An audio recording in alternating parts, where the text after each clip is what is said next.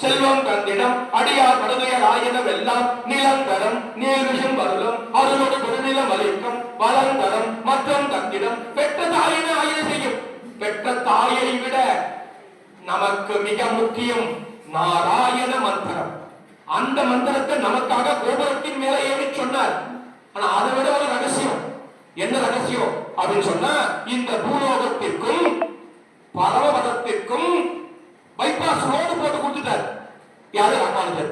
இப்ப ஒண்ணு இல்ல, இப்ப திருச்சியிலிருந்து சென்னைக்கு போறேன்னா பைபாஸ் ரோடு சுவாமி, அதாவது டோல் பிளாசா வேற இருக்கே சுவாமி.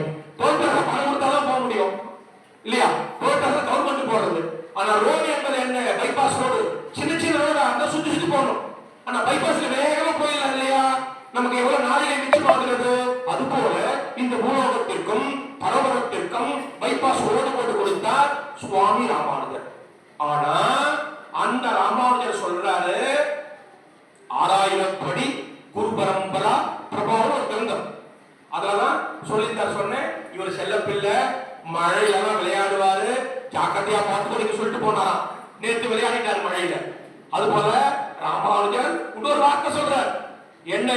ஆளவந்தாரை நான் நேருக்கு நேராக தரிசித்திருந்தால் இந்த பூலோகத்திற்கும் பரமபதத்திற்கும் சுருள்படி கட்டியிருப்பட்ட.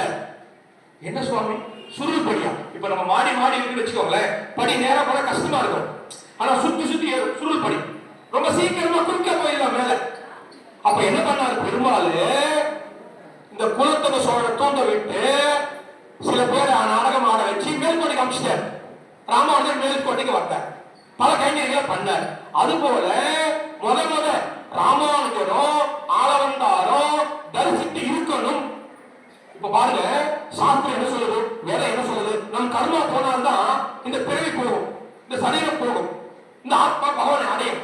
சரி, கர்மா போகாம யாருன்னா மோட்சத்துக்கு போனாங்களா தெரியுமா? யாருன்னா தெரியுமா?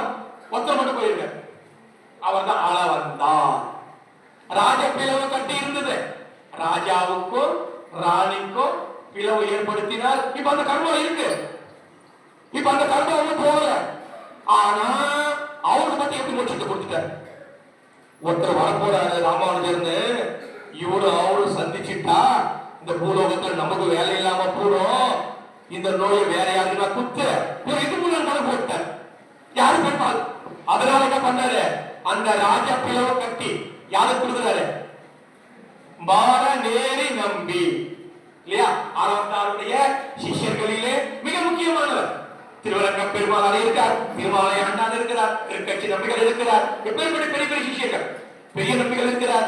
அது போல இந்த மாரணேரி நம்பிகளும் மிக விசேஷமானவர். இப்ப ராமானுஜர் வராதுன்னு தெரிஞ்சு போச்சு. ஆளவந்தார் பெருமாள் போய் நிக்கிறார், உனக்கு பெருமீடு தந்தோம். பெருமாளுக்கு ரொம்ப சந்தோஷம் ஆயிட்டா உடனே நமக்கு மோசம் கொடுத்துருவாராம். இப்ப நம்ம கிட்ட எது மிக முக்கியமா இருக்கோ அதை நம்ம கொடுப்போம். பெருமாளுக்கு மிக முக்கியமான மோட்சம் தான், பரமபதம் தான். அப்ப உடனே இல்ல சுவாமி, ராஜபிளவு கட்டி இருக்கேன், இன்னும் அது கொஞ்ச காலம் இருக்கு, அதை கர்மா அவன முடியலையே, அது யாருன்னா கொடுத்து உன்னிட்டு போற மேல. உடனே பார்த்தார், அதை யாராவது பிரசாதமாக வாங்கி கொள்வீர்களான்னு கேட்கிறார். மாலையை வந்து கேட்கிறார், எனக்கு குருன்னு கேட்கிறார். அந்த நோய் எப்பேற்பட்டது? ஆளவந்தார் கோயில் கரையில தீர்த்தமாட போவார். அவர் தீர்த்தமாடும் போது குளிக்க போறாங்களா? நம்ம எல்லாம் தீர்த்தமாட போன சில பேர் தான் புரியும், சில பேர் புரியாது. குளிக்கிறது போல எல்லாம் புரியும் இல்லையா? குளிக்க போற அப்போ இந்த ராஜபேர் நோய் என்ற நோய் தன்கிட்ட ஒரு தடி இருக்கிறது. தன் மந்திரத்தால் அந்த நோயை அந்த தடி ஏற்றுவார். அதுக்கப்புறம் போய் குளிப்பார். அந்த தடி அப்படி ஆடுமா? அந்த தடியே அப்படி ஆடுதுன்னு சொன்னா ஆளவந்தார் முதுகலை எவ்வளவு கஷ்டப்பட்டு இருப்பார். எதற்காக? நமக்காகத்தானே. அப்போ பாருங்க, அந்த நோயை பிரசாதமாக மாரணேரி நம்பி வாங்கிக் கொண்டார். உடனே மோட்சத்துக்கு சென்று விட்டார். யாரு சென்று விட்டார்? ஆளவந்தார். கதை கட்ட கேட்கறது. அப்போ இது கட்ட கேட்டாலும் ஞாபகம் இருக்கும். அப்புறம் வீட்டுக்கு போன என்னமோ சொன்னாங்க, நான் புலிப்பழம் தான் வாங்கியிருந்தேன், கதாதான் ஞாபகமே இல்லை, அதான் ஞாபகம் இல்லையா? வீட்டுக்கு போன நினைச்சு பார்க்கணும். என்ன உரு போட்டான், உரு பட்டான், உரு போனான், உரு போடான், உரு போடலன்னு அப்பப்போ நினைக்கணும், நினைச்சு பார்க்கணும். இதான் தியானம்னு பேரு. ஆகையினால ஆளவந்தார மோசடிக்கிட்டு போயிட்டாரு. ராமானுஜர் வந்து பார்த்தா ஆளவந்தார காணும். ஆனா 3 வரது மட்டும் மடங்கி கிடக்கின்றன. கோயில கரையில ஒரு பூத உடல் புதைக்கப்பட்டிருக்கிறது. அப்ப பாருங்க, ராமானுஜர் என் ஆச்சாரியன் ஆளவந்தாரை சேவிக்க இந்த பெருமாள் உடல, இந்த பெருமாள் எனக்கு வேணாம் அப்படின்னு அங்கு எங்க அழகாக கேட்கிறார் சுவாமி. ஆளவந்தாருக்கு ஏதாவது 3 ஆசைகள், நிறைவேறாத ஆசைகள் உண்டான்னு கேட்கிறார். ஒரு புத்திசாலி, அதாவது ஒரு இங்கிதம் தெரியும். உங்களுக்கு புரியுது மாதிரி சொல்றேன். ஒரு கணவன் வீட்டுல இருந்து வேலை முடிச்சுட்டு வீட்டுக்கு வரார். உடனே அந்த மனைவி கிட்ட அப்படி கண்டியால காட்ட உடனே டீயோ காஃபியோ தண்ணியோ கொண்டாந்து கொடுப்பா. அது புத்திசாலி மனைவியா இருந்தா உடனே கண்டியால காட்டின நான் இதை தரமானா நீயே போய் எடுத்துக்கோ, நான் தான் டிவி பார்த்துட்டு இருந்தேன், 1/2 மணி நேரத்துக்கு ஒரு நியூஸ், 1/2 மணி நேரத்துக்கு ஒரு கதை இல்லையா? இப்ப அப்படி நடக்குது நிறைய.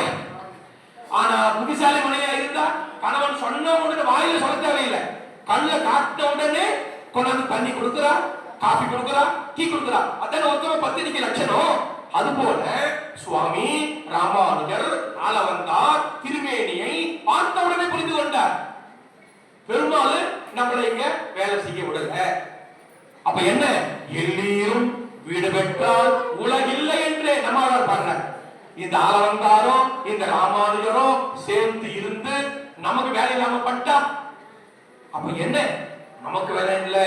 மிக அழகாக நம்முடைய